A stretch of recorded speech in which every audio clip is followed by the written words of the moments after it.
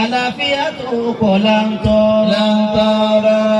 Ẹ̀mí fíà tó pọ̀ là ń tọrọ.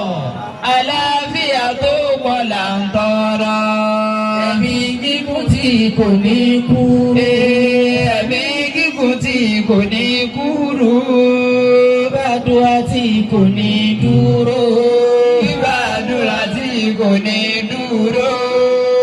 Ọ̀rẹ́ ọba Allah Fafa wa Hussein babalakata. Lọ́wọ́ rẹ̀ ọba Allah Fafa wa Hussein babalakata. Ali ayasadu. Ẹ dákun farabalẹ̀. Mi kọ́lì jìbálì. Ẹ farabalẹ̀ dáadáa. Àti fò. Ọ̀wá alábìlà wa gbọ́ bíbí. Ẹgbẹ́ lágbára kọ̀kọ́ àbẹ̀yẹ láti gbọ́ ní sí. Oníkun. Tó bá dúkù ṣe gàdá yìí láti gbọ́ sí i. Balẹ̀. A máa ṣe mòlúkù sọ́dọ̀ bá tún ní. Bàbá kọ́dí àtẹ̀. Wọ́n máa wá máa bíkọ̀. Lìwà àti lè balẹ̀ kéèta sódò. Gàdá bíkùn sáyẹ́nsì àdúgbò. Àbílẹ̀ ṣẹ̀fọ́n ọ̀jì. Ọ̀yẹ́sìkì tó lè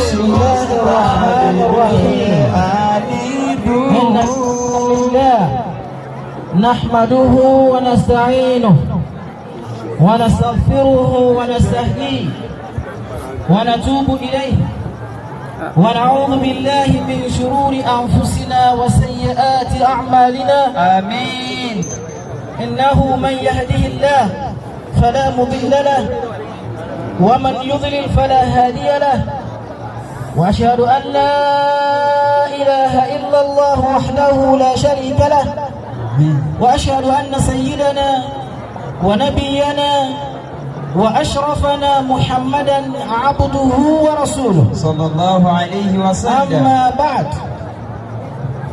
مدعو الله الحمد لله الله سبحانه وتعالى أترى لكم كان لكم جفان نبوة محمد صلى الله عليه وسلم. مكي ما مرتبس سلك مسلمين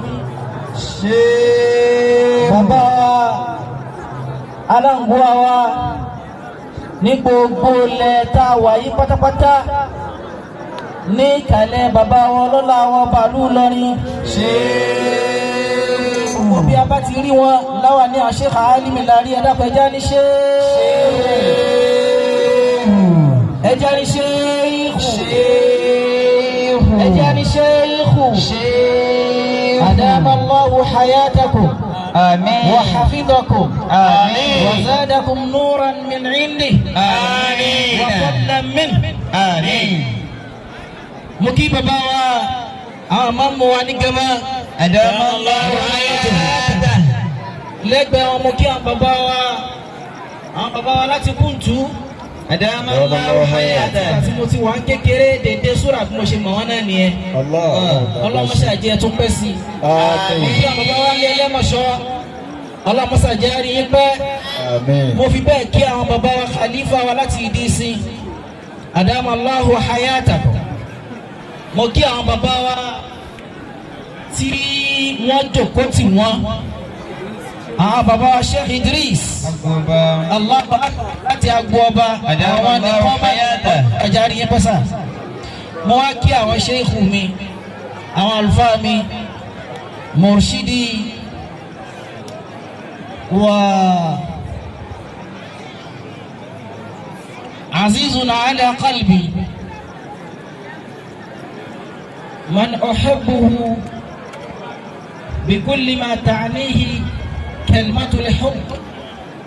فضيلة الأستاذ الدكتور لقمان المبارك عبد الباقي أدام الله حياته. مكي الفارع الشيخ عبد الفتاح اللبوي أدام الله حياته. مكي بابا تي وان جوكو تي وان بابا لا تسابتي أدام الله حياته. مكي بابا لافسا مدائما دادا أنا أقول تي جاي الله Adama Allah hayatakum. Àmín. Ní ẹgbẹ́ wọn mo kí àwọn ustazu wa gbà tí wọ́n jókòó tì wọ́n. Ọlọ́njẹ́ àrí yín pẹ́ o. Àmínà. Mo kí àwọn bàbá wa látàgbà bí àká. Allahu akbar. Allahu akbar. Allahu akbar. ọlọ́ba aṣàlékún dáadáa yín. Àmín. mo kí àwọn Haji Saheed mo wá kí àwọn bàbá wa mọ́gàjì wa nílùú Akata. ẹ̀yà ní ṣe é lẹ́gbẹ̀ẹ́ wọn bákan náà mo kí àwọn bàbá wa ní Jara ìsìn mo kí wọn mo kí àwọn bàbá tó jókòó tì wọn náà. bàbá Bayero mo kí mo wá kí àwọn bọ́dà wa náà tí wọ́n jókòó tì wọ́n. mo kí alájà ya Sadiya mo kí àwọn ọmọ wa mami ad mo fi tí wọ́n kí gbogbo ẹ̀yin ìyá wa lásàlátù lápapọ̀. mo kí àwọn bàbá wa Sheikh Abdulrazak damallahu hayata. mo kí àwọn bàbá wa àwọn àlífà bàbá wa Sheikh Fazazi Sheikh Abdulghani gbogbo yín lápapọ̀. damallahu hayatakum. mo wá kí gbogbo ẹ̀yin mùsùlùmí lápapọ̀ pé asalaamu alaykum wa rahmatulahi wa barakatuh. wa alaykum assalam wa rahmatulahi ta'ala wa barakatuh. la ilaha illallah la ilaha illallah la ilaha illallah la ilaha illallah la ilaha illallah la ilaha illallah la ilaha illallah la ilaha illallah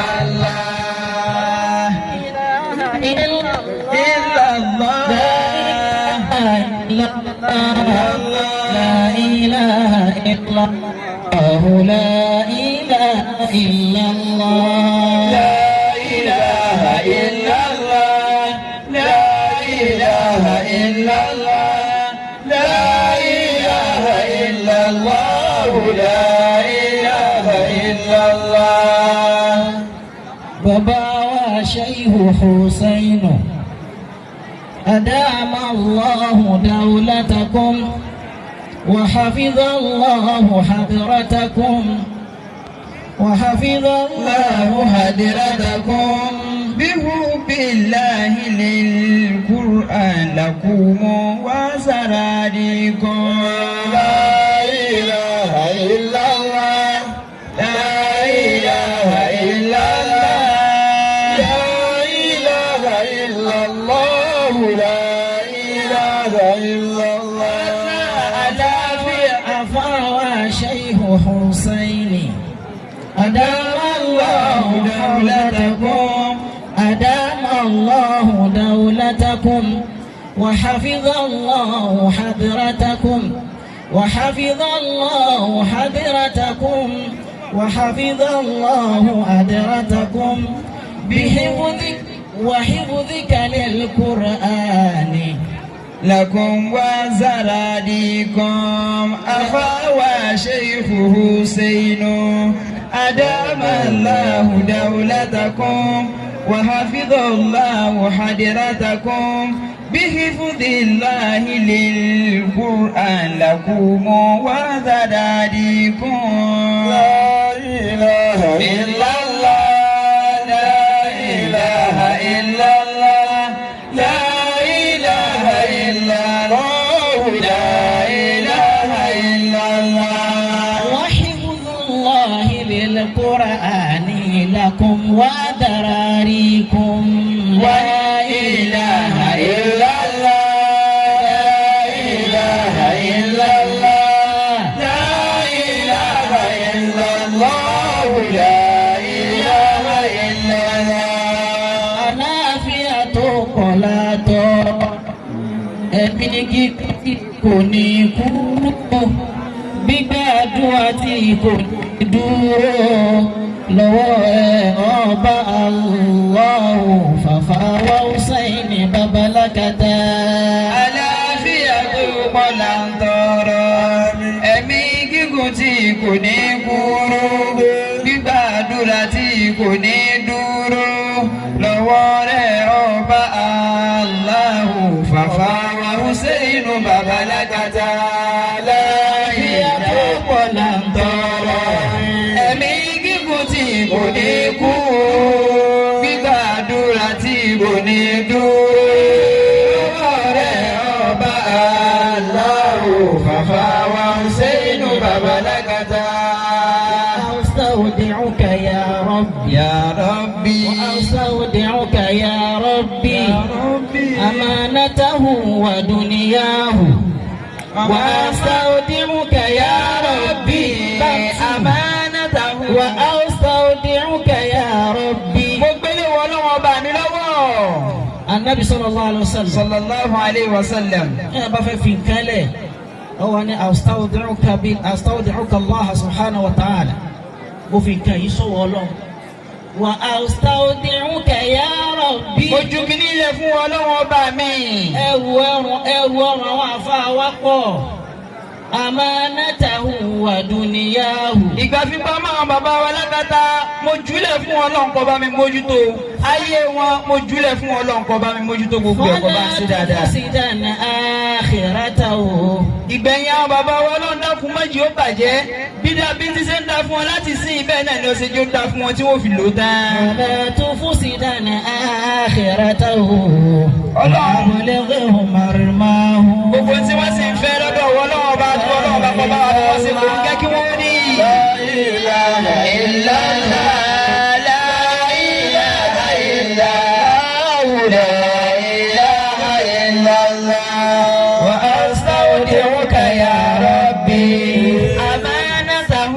ودنياه ومن معه ومسعاه فلا تفسدن آخرته ووفقه لمرماه. ìlú tí Ọlọ́run ọba bá ti jogún irú àwọn àlùfáà wa báyìí fún yàn ẹ máa pe irú ìlú yẹn ṣàkíyèsí wípé ní ẹ kíyèsí wọn ẹ mójútó wọn ẹ tọ́jú wọn. tírú wọn bá lọ ìmọ̀ ń wọ́n kíyàn tó tó ríru ẹ̀mí kò pọ́nú èèyàn tí ì lọ́ta kò pọ́nú èèyàn téèyàn ó ṣẹ̀ téèyàn ò kì í ṣẹ̀ kò pọ́nú èèyàn tó lámójúkú ọ̀rọ̀ tí ó sì tán dénúdénú bí ìtàn bàbá Sheikh Hussein. Adamallahu hayatahu.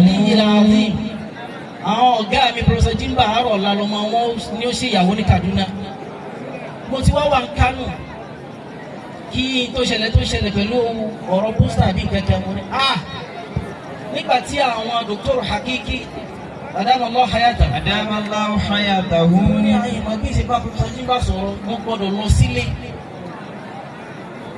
Professor Hakiki ní kò le tó bá yẹn prof wọn ní tafahum ma'akum mo bá bá wọn sọ wọn bá ní wàláhì kò lè tó bá wọn àlọ́ dáwọn ṣéèkù lóhùn náà máa lọlé mo bá bọ́ọ̀dù flight ní lọ́sàn-án yìí nítorí wípé mo ka àwọn tán kọ́ mi ń kéwú àtàwọn tí mo kàn pàdé lójú ọ̀nà tí mo ṣàǹfààní lára wọn mo rí 63 kánú wọn. gbogbo wọn náà wá ní màzáyá tẹ́nìkan kan ṣe fún mi téèyàn bá kọ́ mi ní àràfin kan wàláhì làásì mo ń dọ̀mọ́nù lọ́dọ̀ mi kò lè ṣe mí. àmọ́rù bàbá wa ò pé méjì lọ́wọ́ mi. Allahu akbar. Ọlọ́run ò ẹrù tí ń bẹ lórí wọn àti ìtòrú Ọlọ́run jẹ́ àríwọ̀n bẹ́ẹ̀. àlàáfíà tó pọ̀ látọ̀rọ̀. àmì ẹ̀mí gígùn tí kò ní kúrú. gbígbàdúrà tí kò ní dúró. lọ́wọ́ rẹ̀ ọba Allahu fàfà wa Hussein bàbá lágàtà. nígbà tí ìyẹn ṣe Nàìjíríà ni ò lè ṣe mọ́tò kò lè ṣe kẹ̀kẹ́ kò lè ṣe toothpick tó fi ń ta yín wọ́n ọ̀dà ẹ̀ láti abroad ni. ó tún wá burú fún lu yìí débi wípé kò tún lè copy. at least téèyàn bá tiẹ̀ dọ́ọ̀lù ọ̀ lè copy and paste. àwọn Sheikh Dawudu àlùfáà ńlá bí wọ́n lè kọ́ sí ìdàgbò ìjọba yìí èmi náà wá rí pé kí n mọ́ gọ́ọ̀lù èmi náà fi dọ́gbọ́n copy ẹ̀ lára wọn láti fi ṣàdúrà fáwọn àlùfáà wa Ọlọ́run bá a sọ ní national anthem tẹ́ máa fi ṣàdúrà fún wa.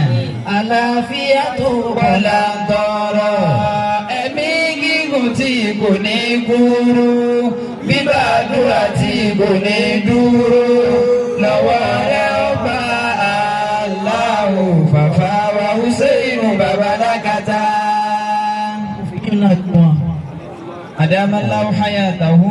láàrin 30 minutes náà láwọn fún mi bóyá mo ti lo 10 minutes láàrin tó kù nínú ìṣẹ́jú tó kù fún mi ní tí mo fẹ́ bára wa tí mo fẹ́ bá wa sọ tí mo fẹ́ gbé síwájú wa ní last year Ọlọ́run kádàrá pé kí n wà ń bí lábẹ́ àṣẹ àwọn àlùfáà mi àwọn bàbá mi mo wá sọ̀rọ̀ lórí ọ̀rọ̀ sàlàfíyà àtàwọn sùfíyà lásìkò yìí nísìnyí mọ́lúdì tún ti dé èyí tó yẹ ká tún máa rẹ́sìn ní pé ní àwọn bóyá yóò sọ̀rọ̀ sí yóò ní mọ́lúdì dá àbí mọ́lúdì ò dá l'Amẹ́ríkà lásán ìlú tí ó ṣe ní Islam over 7 million Muslims ló wà ń bẹ̀.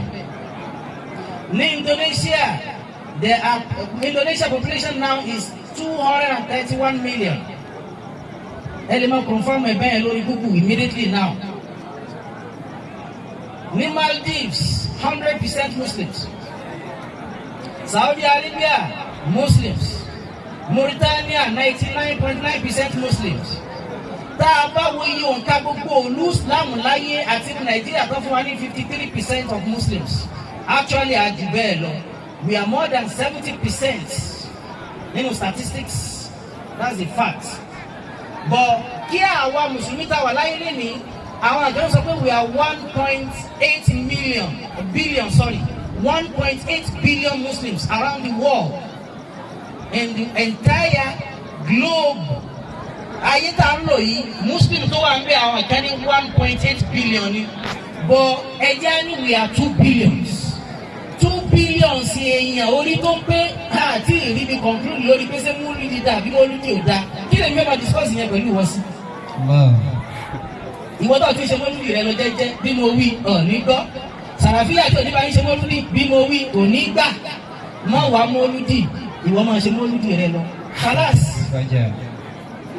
Ẹ̀yin agbo tí mo wà yìí mo fẹ́ bá sọ̀rọ̀ lẹ́yìn agbo yìí agbo Sufi ni.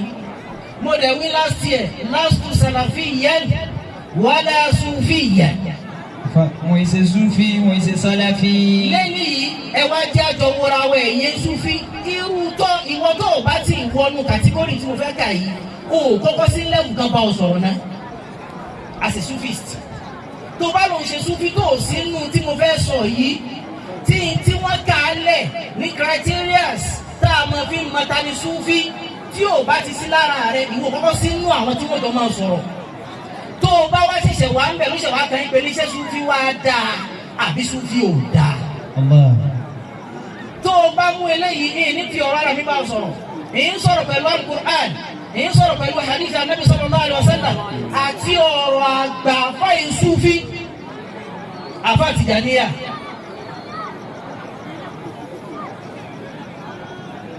Alákọ̀ọ́kọ́ àfáàbò tó kú. Rahimahullahu rahmatan wasi'a. Ẹ̀dẹ̀ ìdákẹ́bí àgbẹ̀ ẹ̀gbọ́ ẹni rahimahullah. Rahimahullah. Àfáàbò tó kú. Rahimahullah. Kọ́dà Ọlọ́run ọba ṣẹlẹ̀ nínú ọ̀nà tá Ànábì sallallahu alaihi wasallam ní tíyẹn bá kú káṣẹ́ ìtìbáàrù ẹ̀ níṣẹ́ yìí nílà àfáà gbà kú.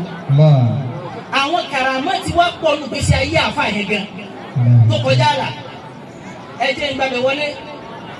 Níbi wọ́n ṣe wà yí gẹ́gẹ́ bí Sufi wọ́n sọ fún ọ pé oògùn ṣíṣe ò dáa. Wọ́n ní a máa sọ oògùn wípé lóògùn tá à ń ṣe tí ò mú ọ yàtọ̀ tí wọn náà ò lè máa ṣe ń ta rẹ kọ́ jáde èsì kan sì mú ajá àwọn àfáà ń bọ̀ gùn yóò sì lọ yóò sì mú ajá lójú àfáà wọ́n sì bẹ́ lórí síbi ògùn. La ilaha illallah. Àwọn wá wí wọ́n tún wá fi ògùn yẹn àbí kankan wọ́n tún wá fi ṣe pàrọ̀ wá san lòdì pé ní tí n bá ń sọ̀rọ̀ wọ́n lè fẹ́ sàsí mi. La ilaha illallah. Dákun torí Ọlọ́run tó bá dé sí pé wọ́n lọ bá kú bí àfáàbò tó ṣe kú yẹn. Ìjọ ń bò sá bí aṣọ sásìrì lòdì tú sáyé. Sásìrì òní tú. Ìjọ qualify the topic is are you qualified to be a Sufist? Are you a Sufist? Àfáà àbò tó kú, àfáà ò fi ilẹ̀ ju ilé ẹyọ, àfáà ò ní ilé. Ẹ wo bàbá wa ní Kùtú. Adamallahu hayata. Ẹ wo bàbá Kùtú ṣe rí. Láti jọ́ta àti mọ̀ wọ́n bá ṣe wàdé nínú. Mìsáàlù àwọn Ẹ̀sùn tó ń sọ ní. Ẹ wo bàbá mi, àwọn afá mi lákàtà. Àpẹẹrẹ àwọn Ẹ̀sùn tí wọ́n wí ní.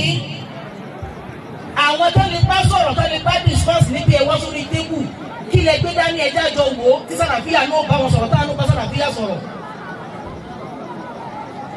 ìyí wọn pọ́ìntì aláwọ̀ kan bí kú bá pa ọ́nú mọ́tò sásìrì lè ní tú. tó o bá kú síbi tí ò sí àwọn ọmọ akéwú tí wọ́n sá àbí wà táwọn akéwú jọ kú papọ̀ àwọn ọmọ akéwú kà sí rí àfà àbí ẹ̀ tó wá kú papọ̀ ó lè ṣẹlẹ̀ iná ló ṣẹlẹ̀ tá a rí yìí tí ò sẹ́nìkan tó sáré tú pààrọ̀ òdì rẹ̀ àṣírí ló tú àbí òní tú bí láàárẹ̀. àti ẹ̀kọ́ àrífùkù bil hayawan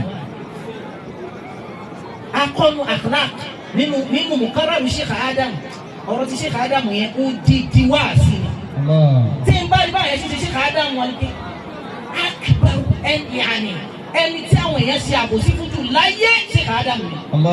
rahimahullah.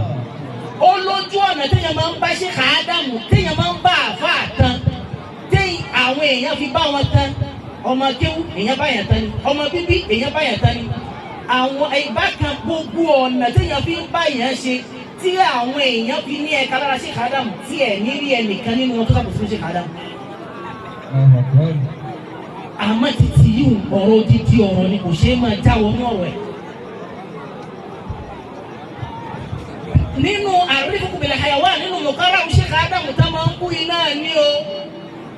a kà á pé Ànábì sallallahu alaihi wasallam máa ń ṣe ẹ̀dẹ̀ pẹ̀lú ẹranko. Ànábì wá ní tẹ́ ẹ bá fẹ́ pa ẹran ẹ pa pẹ̀lẹ́pẹ̀lẹ́. mo ní tẹ̀wọ́ bá alákatá tó bá ti ní ìdílé tó máa fẹ́ pẹ̀lú àwọn ọmọọṣẹ́ ẹ̀. yàtọ̀ bẹ́ẹ̀ tí mo gbá wọn dáadáa. Allahu akbar. sọ orí kò tí tẹ́ mọ́lẹ̀ jù ní tẹ́kínlá. ẹ̀rù àti ikú ẹran yẹn yóò máa ṣe àmì lára wọn. tẹ́ ẹ mọ̀ pé tí ẹ bá ṣe ti rìn bá dà ní wọn ò ní lè pa ìwọ àáfà ọ̀sìn ń lọ lè bọ ògún wọn tún wá bẹ ajá lójú rẹ láàyè sí méjì. wàláhì ọ̀ìṣe Sufi. ìwọ barakallahu fik. ìwọ sì kọ́ là ń bá wí. ìwọ kọ́ là ń bá wí. àṣewàsí ni. Yorùbá mi ń lẹ́ni ìwọ ká ń bá wí. That is one. Secondly, nínú ẹ̀yẹ Sufi abadatul jinni bẹnu wal malaika. ẹ̀yin tẹ́ ń sin àlìjànú ẹ̀ ń bẹ ẹ̀yin tẹ́ ń sin màláíkà ẹ̀ ń bẹ ẹni tó yé ń bẹnu yín tí bàbí ní ṣe ẹni tí ò yé ń bẹnu yín ìdí tí wàá sí òfin wúlò nìyẹn. tó bá wá rí bẹ́ẹ̀ a'udhu billahi minash shaytanir rajim. bismillahir rahmanir rahim. a'udhu billahi minash shaytanir rajim. bismillahir rahmanir rahim. nínú súrátù Sábà Ọlọ́run ọba sọ wípé wa yawma yahshuruhum jami'an. wa yawma yahshuruhum jami'an. A day will come that Allah subhanahu wa ta'ala will call them together. He will bring them all together. wa yawma yahshuruhum That day is coming. jami'an. The day is approaching. The day is near that Allah subhanahu wa ta'ala will bring me out, my forefather, your own forefather, and every one of us will be in the presence of Allah subhanahu wa ta'ala. ويوم نحشرهم جميعا ثم يقول للملائكة أهؤلاء إياكم كانوا يعبدون. Ọlọ́run wa máa bi àmàláìkà tó bá ti kó wa jọ tán wípé ní ṣé ẹ̀yin làwọn ẹni yìí ń sìn láyé nínú tọ́lọ́run ọba ò fara mọ́ rárá náà lẹ́bọ tó ọba ń sin màláìkà ò ní ìdíyà Ọlọ́run jọ́ àlìkìyámà nítorí kíni nítorí pé àmàláìkà yìí ibadullahi mukramun al-mukramun àwọn ẹrú Ọlọ́run ọba ni wọ́n. لا يعصون الله ما أمرهم ويفعلون ما يؤمرون. àwọn màláíkà oníbà ọ̀sẹ̀ lọ́hùn wọ́n ń supervise iṣẹ́ rẹ̀ ni wọ́n ń ṣe tẹ̀síbíhù tí wọ́n lọ́dọ̀ Ọlọ́run ọba ni wọ́n wá ń wù ọ́ tó bá jẹ́ Ọlọ́run bá challenge wọn.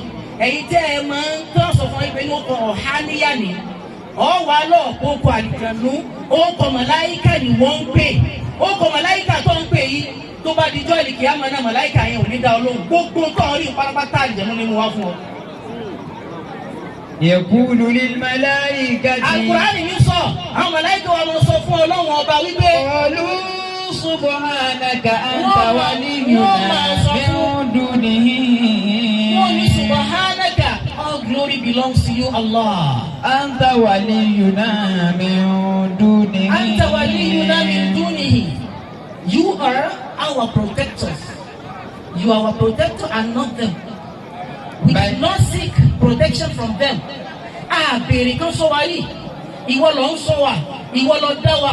Ìwọ ló kó wa síbi tó kó wa sí. Ìwọ ló ń rán wa ń sẹ̀. Lè àìlójútì sí ọ. Lọ sọ fún wọn kẹ́mọ̀ sí wa. Àmọ́ jẹ́ àtú àṣírí wọn tí o fi mọ̀ wá. Jẹ́ àtú. Bal kanu ya'buduna al-jinna. Bal kanu ya'buduna al-jinna. Àwọn èṣù ni wọ́n ń sìn.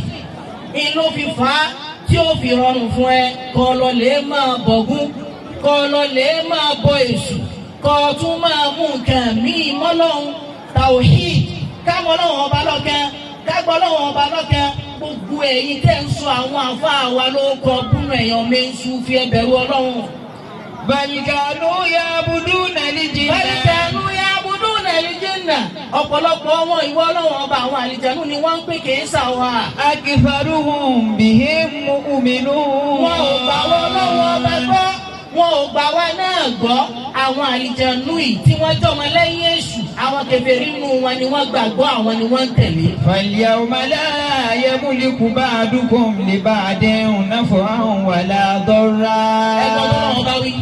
Lẹ́ni iwájú èmi Ọlọ́run. Ẹnìkankan nù yín ò lè ṣàǹfààní fúnra yín, ẹnìkankan sì lè fara nira yín. Dúró já wù á nìyẹn dáadáa. Ẹ jẹ́ àròdà àwọn afẹ́ tafsir. Bàbá wa Sheikh Muhammad Al-Amin Shinqiti. Radiyallahu ta'ala anhu. Bàbá yẹn nù àwọn àfa Sheikh Muhammad bin Uthaymin ni àfa Mauritania Áfíríkà ń bí ni. Tẹ́ bá ní ma sábà kó kọ rẹ̀ lọ́dọ̀ àwọn ọ̀rẹ́ wa. Ní ma sábà gbọ́. Ìyíwò náà bá politics jáde. Àfa Sheikh Muhammad bin Uthaymin ni ó ṣe tafsir. Àfa yẹn ló ṣe tafsir tó fún ma fi Qur'ani tú Qur'ani. Nínú àárín yìí tẹ́ bá wo Al-Qur'ani sọ fún wa wípé lẹ́yìn níwájú èmi Ọlọ́run lè ṣàǹfààní fúnra yín. Àlìjànú ni màláìkà ni ẹ̀yin èèyàn lẹ́nu kí ò lè ràn wọ́n lọ́wọ́ sì lè fara nira yín. Yóò wá sí ọlọ́kàn wípé definitely nílé ayé àṣì àlìjànú lè fara lọ́mọ èèyàn. Àsọmọ èèyàn lè wá ràn lọ́wọ́ dáadáa lọ́wọ́ àlìjànú. Yóò mọ̀ sọ nílá káyẹ lómi tó ti kó fa àwọn àlìjànú sílé tó sì dá lójú. Ọ̀pọ̀lọpọ̀ àwọn yá kíníkan yẹn most of them orúkọ àlìjànú ni wọ́n. Tó bá lọ sunu Suratul Baqara wọ́n tún ká kó má bàa jìnnà. واتبعوا ما تتلو الشياطين على ملك سليمان وما كفر سليمان ولكن الشياطين كفروا بتدين صحيح وما هم بضارين به من أحد إلا بإذن الله مضرة بأنه ayé ilé ìta àtúntò yìí náà tún ló gbé jáde ń bẹ̀ ọ́ kò sí ẹnì kankan tó lè ṣe àǹfààní fúnra wọn tó náà torí àsìkò ó tún kú wá sí mi ẹ̀yin náà fi làákà ìyá àárín lọ bí ẹsẹ̀ lọ́n pé wọlé ní ìyín lọ lè gúnlẹ̀ sí. Last part tí màá fi drop microphone òun ni wípé à ń pè bàbá kan ní Sheikh Muhammad Hassan Al-Khatib nínú àwọn àbá àṣàná kìtọ̀ nílẹ̀ Morocco bákan náà. Bàbá yìí ó ṣe tírà kan nínú tírà yẹn wá fi ṣe mọ̀ọ́dúnmọ̀ ó fi kọ orin nínú àwọn orin rẹ̀ mú wá Súfì ni ó wá ń sọ fún wa pé nípa tasawuf ó ní Súfì ó ní òfin méje ó pín sọ́nà méje a gbọ́dọ̀ rí nǹkan méje lára Súfì. àwọn tasawufu fàfàrídù àìní. ó ní Súfì tẹ́rí yẹn fàfàrídù àìní. ọ̀ràn yẹn ojúlówó tí gbogbo èèyàn gbọ́dọ̀ ṣe ni àmọ́ ta ló sọ̀rọ̀ yẹn. ládàlí Gazali yìí bìlú ní mẹ́ni. Imam Gazali Imam Gazali sọ pé Súfì ṣíṣe o fárúdù àìní ni mọ́wulẹ̀ pẹ́ nìkan kèfèrí lórí ẹ̀ Imam Gazali ló wí dandan kọ́ ni kọ́ tẹ̀lé Imamul Ghazali lórí ọ̀rọ̀ ẹ̀ tó o bá tẹ̀lé kò ní ọmọ wà ní Jánnà fílẹ̀ olóṣèlú ìṣàbù ẹ̀ lọ́dọ̀ Ọlọ́run nítorí Imamul Ghazali wí nìyẹn. Àríkánuhu na'rifu minha sab'an. Orígun Ìsìláàmù 5 ni, orígun tàṣọ́wùfù 7 ni. Àbá ilé máa kà á fún wa. Ìwọ tó o bá ti láwọn orígun yìí nù gbésí ayé rẹ̀, ọ̀yẹ́ ṣe ń Súfí. Sumuta wajuhan wajtinaba libid'ah. Sumtan. Wọ́n náà Nabi sallallahu alayhi wa sallam. Qalilul kalam. Ànábì sọ̀rọ̀ púpọ̀ ọ̀rọ̀ Ànábì pọ̀. Wa qalilud dhahak. Ànábì sì máa rẹ́rìn anyhow. Àkọ́kọ́ nù Sumtan. Ọ̀jẹ̀ ni tó yẹ kó yóò máa dákẹ́ lọ́pọ̀lọpọ̀. Wàjúhàn tó o bá fẹ́ jẹ́ Súfí. Ọ̀jẹ̀ ni tí ó lè máa fi pípanú ọmọ gbàwẹ̀. Ànábì sallallahu alayhi wa sallam. Ó ṣe é débi wípé àwọn sàhábà ridwanullahi alayhim. Wọ́n á máa kẹ́kùn ẹ̀ látara bí tẹ́bí máa ń pa Ànábì dé. Ẹ̀yin náà ka oríṣiríṣi tọkọnu mọ́. Àbá àti ń sọ̀rọ̀ táwọn wí yìí Tìjàníyà ni o.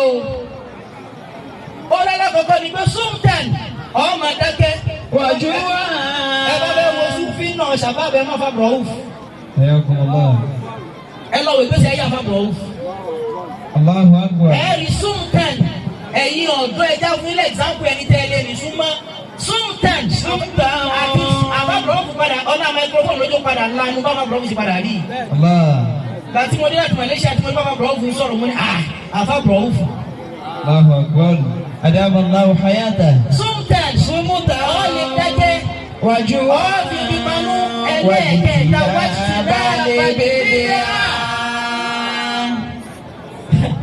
sí jìnà sí mídíà wàláhì àfà yìí bẹ̀ láyé o bàbá tí sọ̀rọ̀ yìí fún mi 90 something. Former minister ní Mauritania ó jẹ́ tán ó ní mahadara àti náà ń kọ́ yẹn kúrò ánìbí ilé kí ọ̀rọ̀ bá wà yìí ó sì jẹ́ mínísítà kò sí ní kankan mú kó mbẹ́ ó tún wá padà sílé kéwú ẹ̀yẹn bẹ̀ ní gbédè ní títí kọ́ ọ̀ma ń kéwú. Wajtinaba libid'ah. Ìmọ̀lára kò tẹ̀ ìsír ní Mauritania ọ̀bá tó dá lẹ́yìn ẹ lọ lè wá jẹ́ ń bẹ láyé ẹ̀yin ń Súfí ẹni tẹ́ ẹ lè wá lọ ní. Ó jẹ́ mẹ́ta. Kí ló kúkà? Wàtáwùbátàn. Ẹni Súfí tó bá sọ̀rọ̀ tó bá ní tó ṣe yìí ó wrong. Ẹ̀rí pẹ̀lẹ́pẹ̀lẹ́ lára rẹ̀ yóò tún bá sọ́dọ̀ Ọlọ́run. Ẹni Súfí ò gbọ́dọ̀ máa dúró lórí wípé ní wọ́n bá a ṣe wí òun lórí. Tí ó sì jẹ́ pé ń tọ́ wí yẹn wrong. Àbí bẹ́ẹ̀ kọ́ ọṣẹ lọ́hùn. Àwọn ní àfáàǹtẹ̀ ṣe yóò dà. Ọwọ́ gbọ́ wa ní kinní kan lọ bí tọ́ sankọ̀rọ̀ yàrá tí ó gbé. Wàtáwùbátàn. Wàsáháràn. Ẹni tún fi gbọ́dọ̀ máa dandan ní fẹ́ni Súfí láti máa ṣàìsùn. Ànábì sallallahu alayhi wa sallam. Ànábì náà sọ̀rọ̀ tó pọ̀ lórí táwùbà ẹ̀wọ̀ àhàdíìsì táwùbà kathira. Aya Qur'ani náà tún sọ tawbatan nasuha. Qur'ani tẹ̀ tún là á. Wàtáwùbátàn wàsáháràn. Ànábì sallallahu alaihi wasallam Ọlọ́run ló pa láṣẹ. Qumil layla illa qalila. Ìwọ Ànábì má máa sùn lóru. Ọlọ́run ló pa Ànábì láṣẹ. Kí ló tún kà? Wa'uzilatan. Eléyìí tó kọ́mọ̀ jù nígbà kan nìyẹn láàrin àwọn Súfí. Táìmù mi kù ìṣẹ́jú 3. Èyí tó kọ́mọ̀ jù nìyẹn láàrin àwọn Súfí. Uzila kéèyàn ó lọ lè dá wà kó yẹ àwọn èèyàn lẹ̀. Eléyìí tá a máa ń sábà tú lọ́pọ̀lọpọ̀ pa sí mọ́jì zúúbù. Mo wà níbi prógrámù kájọ ní mo kí brọ́dà mi bàbá mi Haji Sheikh Lukman Owóyẹmí ajábìtà fara bó láti fà mo kí mo fẹ́ fi yín jẹ́rìí ọ̀rọ̀ ló jẹ́ rántí ẹ forí jì mí torí Ọlọ́run adédọ́dún ọjọ́ ní ó dà pé bí òkú la lọ èké lábòtó àfáà kan wá kọjá ó sì mú pílásíkì ńláńlá kan ó sì gbé sáyà gẹ̀gẹ̀rẹ̀ báyìí ṣé òkú lálà náà wà ń bẹ̀ ó tún wá ṣẹ̀ṣẹ̀ wú kọjá wájú wa ó wá ṣe báyìí wá ó tún wá fẹ́ ó tún ká. ẹ máa wò ó lára nǹkan tó jẹ́ sí pé ní àwọn àfẹ́yìn Súfí táwọn àfẹ́yìn súnfì gẹ́gẹ́gẹ́ náà tán ṣe súnfì gẹ́gẹ́ tán takò ọlá abílẹ̀ yìí ṣe rí lójú gbogbo ẹ̀ ó dàrú súnfì gidi ń bẹ. Súfì gidi ń bẹ. àwọn tí wọ́n ń ṣe tí ẹ bẹ́ẹ̀ ni yọ ìyàtọ̀ wọn kúrò lára ẹni tó lóun ṣe súnà tẹ́ẹ̀ níbẹ̀ rí ìkẹ́kọ̀ọ́ ju pé ní tẹ́lẹ̀ súnà náà padà wọ́n pé ní kí ló wá gbé náà wá ń kójọ jọ ń sìn gbogbo nǹkan náà lọ ń ṣe yìí kò sí nǹkan tá a rí lọ́dọ̀ rẹ̀ gbólóhùn bí ní à ń sìn tó bá pẹ́ tẹ́nìkan irun ní sinmi sọ pé ní alhamdulillah àwọn yóò ní pé kí ló dé ṣé sàlàfíà ni inna alhamdulillah ìwọ ọmọ mùsùlùmí khutbatul haja ànábì nù. Sallallahu alayhi wa ànábì ni wọ́n fi sallam. bẹ̀rẹ̀ ọ̀rọ̀ ẹ̀ẹ́dì bí aṣọ ọ̀nà nítorí ọlọ́run. wà ó sílẹ̀ tẹ̀ ọgbọ́dọ̀ ẹni sún bí yóò máa ṣe pẹ̀lẹ́ yóò máa dá wà inú ilé kálúwà tó ọba lọ ń ṣe kìí ṣe pé kálúwà tó o máa ṣe tó fi gbogbo tó yẹ kó ṣe responsibility kalẹ̀ àbí tó wà ní kírun. tí nǹkan bá ṣẹlẹ̀ ìdí ìsìlámù ní àwí inna lillahi wa inna ilayhi raji'un eléyìí lẹ̀ yíwà fún. ìdí ìsìlámù ní àwí subhanallah tí nǹkan bá ṣẹlẹ̀ allahu akbar tí nǹkan bá ṣẹlẹ̀ àwọn tó fi dìbẹ́ lé ara rẹ̀ nù nǹkan bá ṣẹlẹ̀ lọ́wọ́ ni yóò ní níyàs. Níyàs ó kọ́ sẹ́ni o. Níyàs. Búlàlà má màánà kí ni ìtumọ̀ ẹ̀? Kí ni ìtumọ̀ ẹ̀? Tẹ́ ẹ bá lọ sọ́dọ̀ ọrú àwọn Senegal wà Uzlatan Madinatul Kaolack ń bẹ Uzla araṣẹ́ Uzla àti Khalwa ló fà á. Tẹ́ ẹ bá lọ sí ọ̀dọ̀ bàbá Abdulfati ní Maiduguri Madinatul Yarwa ń bẹ wọ́n kú láàrin àwọn èèyàn lọ lè ń ṣebẹ̀ làwọn ìlú kú lọ bá wọn. kò sí tí ń túmọ̀ sí ju hijira lọ hijira ní túmọ̀ sí. nígbà tí ara bá ní wọ́n nú ilé tọ́ta bá pọ̀ wọ́n wá rọra yẹjú wọ́n wá lọ dájú wọn máa bẹ lọ́hùn bẹ́ẹ̀ wọ́n mọ̀ kọ́ máa ń kéwú. àwọn orú àwọn nùkú bàbá yìí àwọn tẹ́ ẹ bá ń rí tọ́ba nìyẹn lọ́mọ́ olùdí ó ṣe gbá àwọn tí à ń expect láti máa ṣe defense fún wọn nìyẹn wípé ẹ mọ́ kọjá àlà lé wọn lórí kò ń ṣe àwọn tó yàtọ̀ sírò àwọn eléyìí.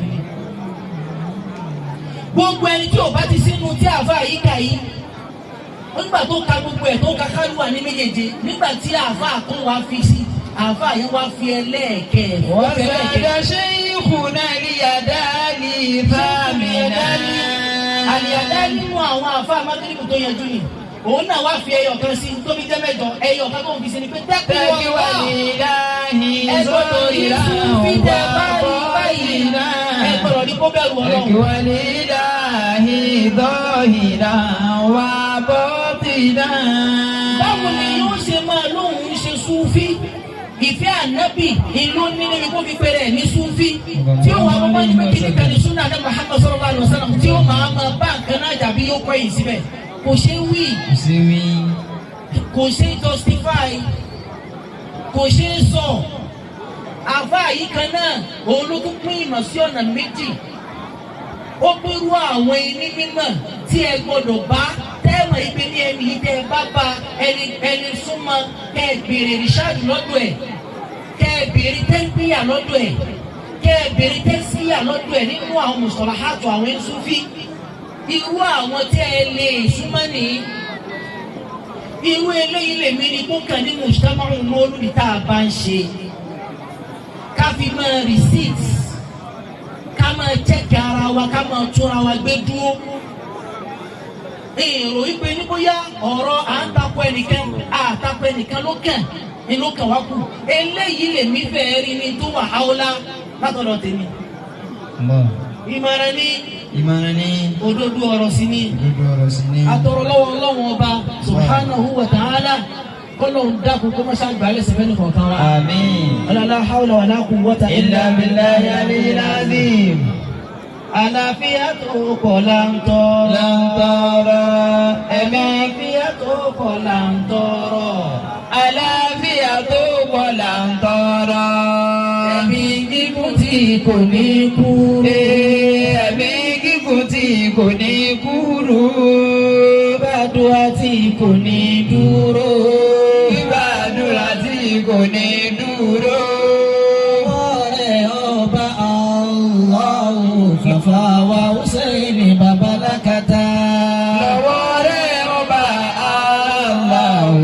àfa wa Hussein babalakata. Aláfọwọ́ náà pé kí lọ lọ síbi tẹ lọ lálẹ́ àná tẹ dàárọ̀ sọ pé mo rí pé àwọn àfa àwọn fẹ́ràn rẹ̀ ń ṣàdúrà fún ni. Ìwọ náà bá wí pé àlàáfíà tó pọ̀ là ń tọrọ. Àlàáfíà tó pọ̀ là ń tọrọ. Káàbù dúró pé káàbù yìí hó tẹ́mi náà ṣe tradition díẹ̀. Ayakumullah.